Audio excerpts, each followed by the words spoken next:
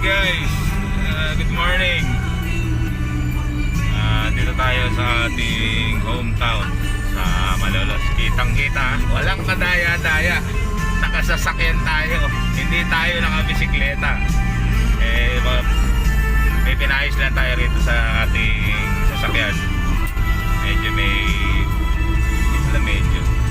meron kaming pupuntahan kasi bukas na pamilya So dapat pagka lalakad tayo, always check ang ating sasakyan. Mayroon kasi yung magkaka-aberya. So ayun, fast forward tayo. Ayos na, okay na, preno, gulong, ilaw, lahat na-check na natin. Pero syempre hindi yan ang highlight ng iba-vlog natin. Pupunta tayo sa bahay ng kumpare ko, sa bahay ng panyero ko. Mamaya so surprise ko kayo. Actually nabalitaan ko kasi may biyahe daw sila. Short ride lang naman yung biyahe nila. Napakalapit daw ng pupuntahan nila. Balitang-balitang ng ubod ng lapit ng pupuntahan. Hihingi rin tayo ng tips. Bukod sa may kukunin akong agimat sa kanya, hihingi rin tayo ng konting tips kung ano ba yung paghahandang ginagawa niya sa bisikleta. Ano ba pinagkakaabala niya ngayong araw na to. Ngayon lang kasi yung free time ko out ko lang sa trabaho. So doon tayo diretso sa kanila. Siguro mga 30 to 45 minutes na biyahe. Anyway, given na yan, nakasasakyan ako. Expect traffic. Malapit na ako. Welcome to Giginto, nakalagay doon sa Arco. So mamaya, next vlog natin, syempre sa bahay ng panyero ko. Later, see you mga kasama, mga kapadyak, mga kahay. See you sa Bat Cave. Yun nga. Ay, heavy traffic. Yan ang hirap pagka nakasasakyan. Kaya talagang masarap magbike. Lusot lang ang lusot pagka nakabike. Pero syempre, mag-iingat pa rin. Always wear your safety gears. Number 1 yan. Kailangan nating mag-helmet. Tapos kung gusto nyo na nakamask, na kung ano iba prepared nakamask, face mask, yung iba naman yung head tube for safety na syempre hindi mainitan. Tapos importante din sunglass or shades para protection sa ating mga mata. Syempre mainit tapos nasa labas tayo, tendency yan mabuwing. So sige, maya ulit ng konti. Traffic. Alright guys, kita malapit na tayo.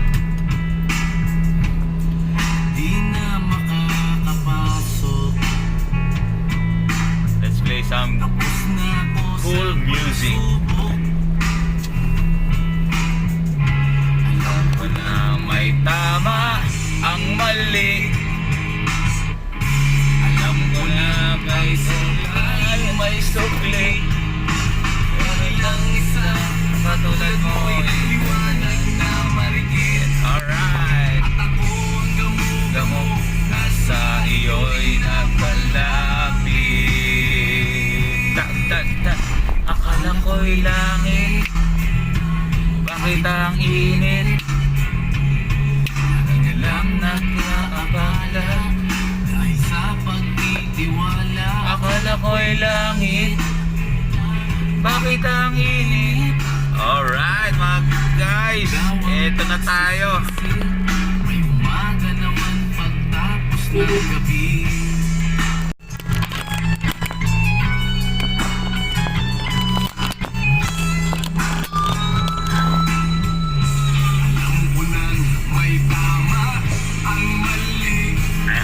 Pinagbukas pa tayo ng gate. Talaga naman, oh.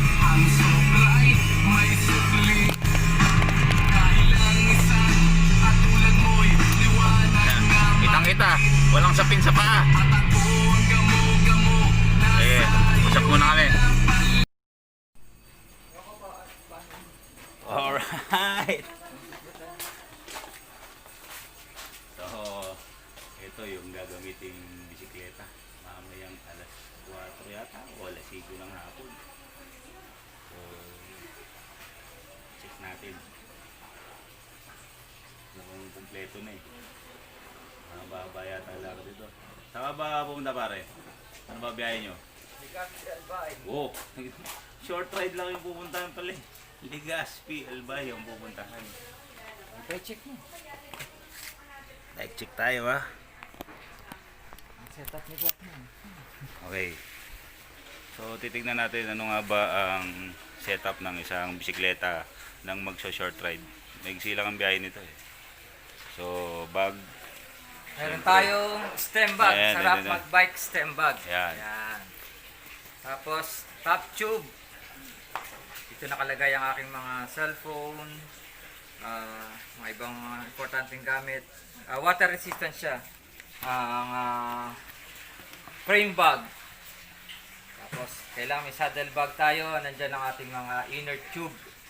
Saka yung patch. Saka yung ibang mga gamit. Ito ang aking main bag sa carrier. Tapos may Tingnan natin. aking testing na na top tube bag nilagay ko sa dalawa yan, magkabila. Ito natin. Yan ang setup ko. Simpleng setup. Kukuha tayo ng idea kasi gagayahin natin yan. Pero pag pinayagan ako ng asawa ko, hindi pa ako pinapayagan ng asawa kong mag-long ride. Yan. So, Kailangan yung ilaw natin medyo ito pang matagalan. Matagal siya na Anong brand ba yan pare? 6 hours. Anong brand? Rock Bros? Hindi. Hindi. Ba kung anong brand yan? Basta Basta. subok na yan. Basta matagal siya. Kahit anong tatak niyan, basta kailangan matagal ang ilaw. Subok na siya. Yun. Ilang beses na ninagamit sa long ride. So yun. Pang multi-day ride. Kailangan check yung mabuti yung brake, yung brake pad, saka yung brake and then yung gulong. Kailangan ayan kailangan medyo pa. Baka maya sasaba kayo sa long ride, gulong nyo manipis na. Yan. Butal lang natin ng konti. Patay na idea. Kasi next project ko yung 29er. Inaantay ko yung hazard. Inaantay ko yung hazard pay. So yan ang Yan. simpleng bike check ni Parang Big Boy.